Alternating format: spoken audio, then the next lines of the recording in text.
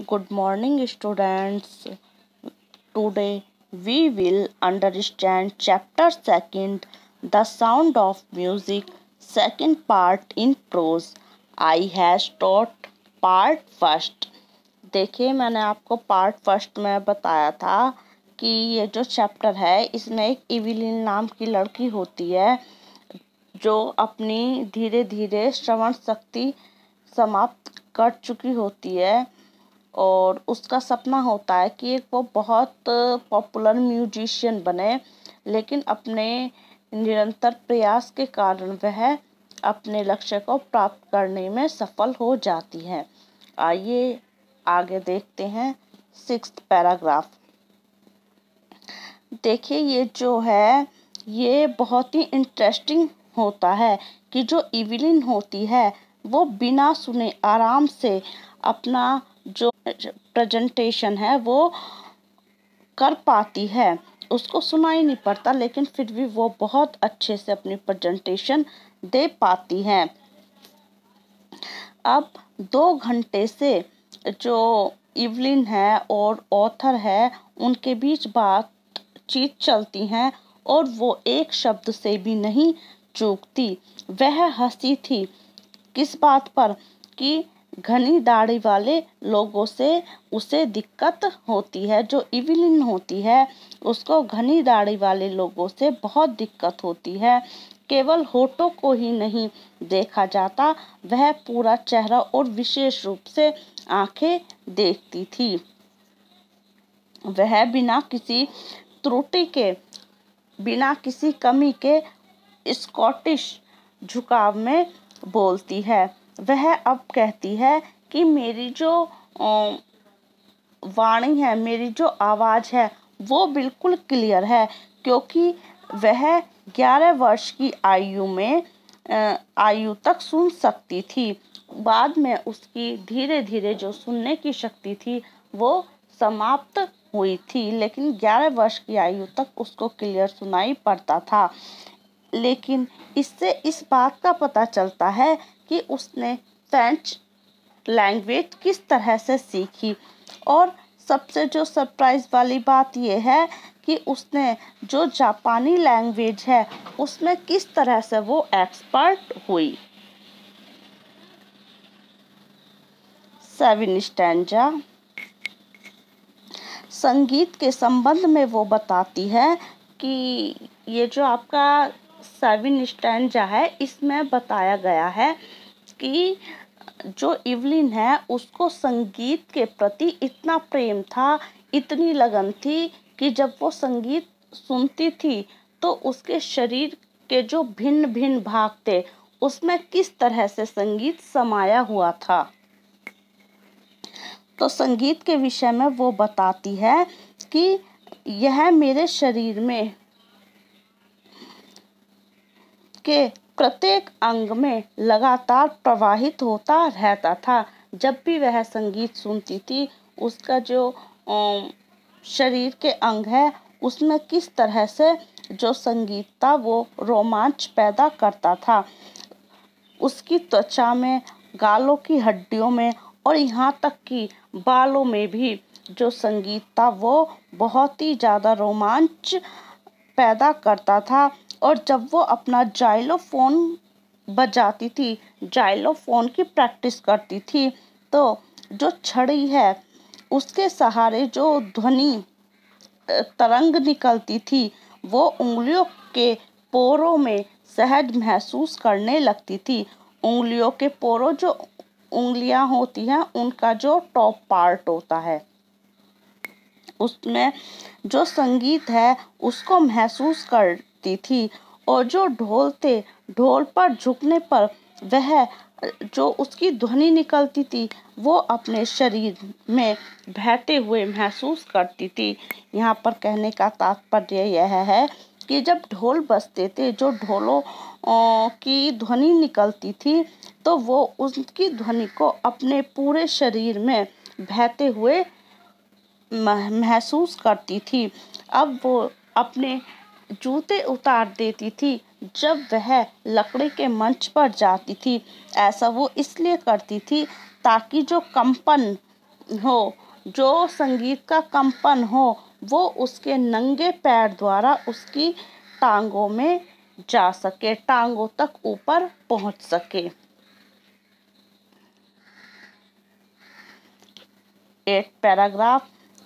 इसमें बहुत ज़्यादा सरप्राइज की कोई बात नहीं थी, बहुत ज़्यादा आश्चर्य वाली बात नहीं थी कि जो इवलिन है वो अपने जो श्रोतागण हैं उनको खुशी प्रदान करती थी, खुशी देती थी, क्योंकि सन 1991 में उसको रॉयल फिलहार्मोनिक सोसाइटी का 1 वर्ष का प्रतिष्ठित एकल वादक पारितोषिक प्रदान किया गया था।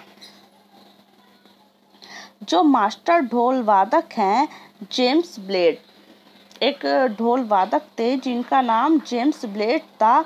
वो ये कहते थे इवलिन के लिए कि भले ही ईश्वर ने इवलिन की जो श्रवण शक्ति है वो छीन ली है, इवलिन को कुछ सुनाई नहीं दे पाता और ईश्वर ने उसकी सुनने की शक्ति छीन ली है, लेकिन ईश्वर ने उसको असाधारण कुछ शक्तियाँ भी प्रदान की हैं।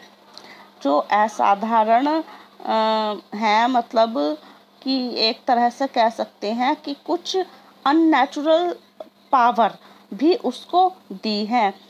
हम जिस चीज़ को सुनते हैं इवलिन उसको महसूस करती है, लेकिन वो थी हम लोगों के मुकाबले अधिक गहराई के साथ। देखें यहाँ पर ये कहा गया है कि जो ढोल वादक हैं वो ये कहना चाह रहे हैं कि जो हम सुनते हैं, हम कानों से सुनते हैं और हम उसको एक्सेप्ट भी कर लेते हैं और नहीं भी करते, लेकिन जो इवलिन थी वो अपने शरीर से उस चीज़ को महसूस करके अपनी जो उसकी बॉडी पावर थी उससे सुन के और है ना उस चीज़ को बहुत ही डीपली अपनी लाइफ में उतारती थी, बहुत ही अधिक गहराई के साथ वो उस चीज़ को एक्सेप्ट करती थी और अपने जीवन में, अपनी लाइफ में उसको उतारती थी, करती थी उस काम को। ऐसा नहीं है कि सुन लेती थी और उसको इग्नोर कर देती थी, नहीं, वो उस चीज़ को बहुत ही गहराई से लेती थी और उसको करती थी। यही कारण था कि वह संगीत को इतनी सुंदरता के साथ व्यक्त करती थी। 9 स्टैंजा। इवलिन स्वीकार करती थी कि वह काम के प्रति पूरी तरह से समर्पित है। मुझे अभी कार्य मिला है जो प्राय शास्त्रीय संगीतज्ञों के कार्य से भी अधिक कठिन है, लेकिन इसका प्रतिफल काफ़ी सूक्त है। यहाँ पर ये कहना चाह रही है इवलिन कि उसे बहुत कठिन कार्य मिला हुआ था, बहुत ही अधिक मुश्किल था उसके लिए, लेकिन जो उसको वो कार्य मिला था उसको करने में इवलिन को बहुत ही खुशी होती थी। नियमित संगीत गोष्ठियों के अतिरिक्त इवलिन जेलों और अस्पतालों में भी निःशुल्क संगीत की प्रस्तुति करती थी। वो जो उसकी संगीत गोष्ठियाँ थी, जाती थी वो कंपटीशन करने के लिए या बाहर जाती थी, लेकिन उनके साथ साथ जो हॉस्पिटल्स थे और जो जेल थी उसमें भी वो निःशुल्क फ्री में जो उसका म्यूजिक था उनकी प्रेजेंटेशन करती थी। वह नौसीखे संगीतज्ञों की शिक्षा लेने को बहुत अधिक महत्व देती थी। बहरे बच्चों के बीटोवेन कोश की एक एन रिचलिन कहती हैं, ये एन रिचलिन हैट थी, कहाँ की, जो बहरे बच्चे हैं के बीटोवेन कोश की। तो वो कहती हैं इसके बारे में, वह बहरे बच्चों के लिए एक प्रेरणा का साधन है।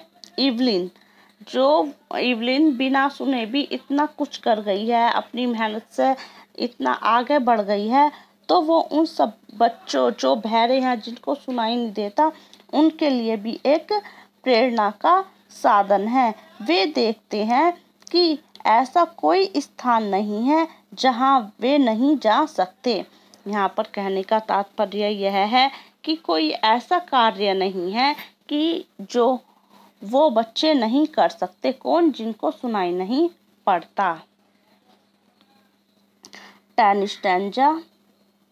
अपनी आयु से दुगनी आयु के अधिकांश लोगों से मुकाबले में जो इवलिन ग्लीनी है पहले से अधिक सफलता प्राप्त कर चुकी थी। देखिए यहाँ पर बताया गया है कि इवलिन अभी बहुत छोटी थी। जितनी बड़ी उसने सफलता प्राप्त की उस चीज को देखते हुए वो बहुत छोटी थी, क्योंकि जो उसकी आयु के दुगनी उसकी आयु से लोग थे वो उनसे भी आगे निकल चुकी थी, उनसे भी मुकाबले में बहुत आगे बढ़ चुकी थी।